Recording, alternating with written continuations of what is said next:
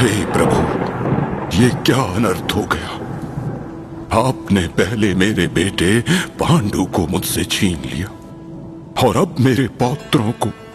क्यों किया आपने ऐसा प्रभु? क्यों किया आपने ऐसा? मेरे बच्चों के साथ क्यों किया? पिताश्री, संभाले अपने आप को, आप शोक न करें। कैसे शोक ना करूं मैं विदुर? मेरे 5 पौत्र पांडव किसी मामूली से लाक्षागृह में मारे जाते हैं, ये मैं कैसे सहन करूं? पिताश्री, अब होनी को कौन टाल सकता है?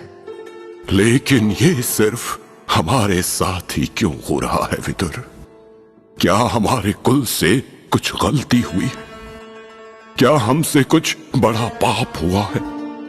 अब इस उम्र में मैं अपने पौत्रों का कुल नष्ट होता नहीं देख सकता।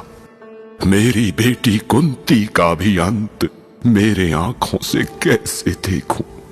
बताओ विदुर, बताओ, क्यों हो रहा है ये सब हमारे साथ? तुम थे ना वहां? क्या कर रहे थे तुम्हारे सैनिक? क्या इस खतरे का तुम्हारे गुप्तचर विभाग को पता नहीं था?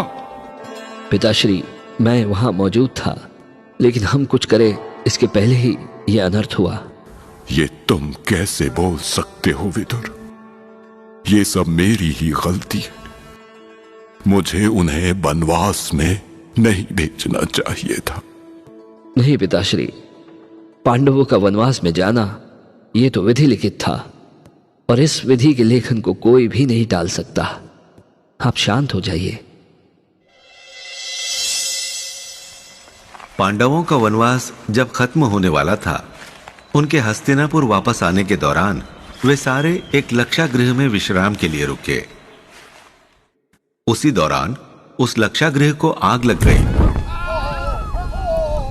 और पांडव उस आग में जलकर राख हो गए। यह खबर पूरे भारतवर्ष में फैल चुकी थी।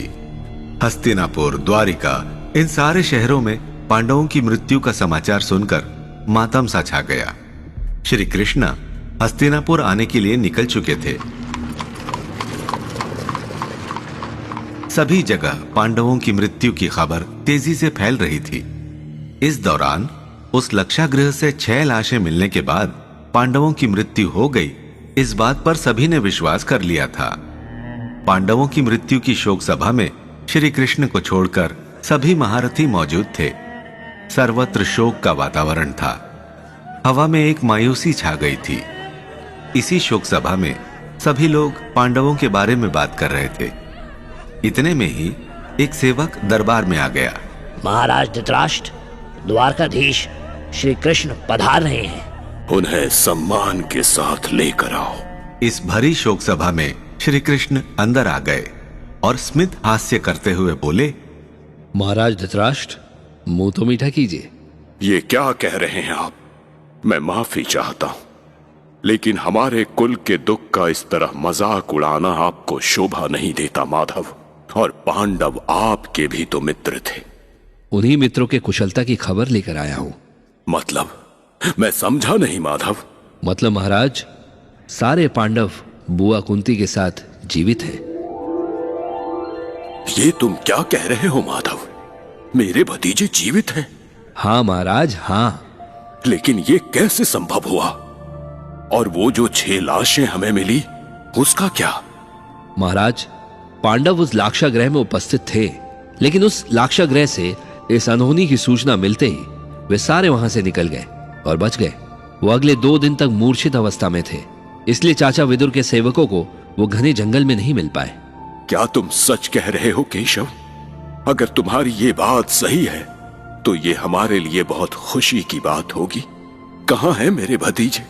महाराज, पांडव बुआ कुंती के साथ कल हस्तिनापुर पहुंच जाएंगे। आप उनके स्वागत की तैयारी कीजिए।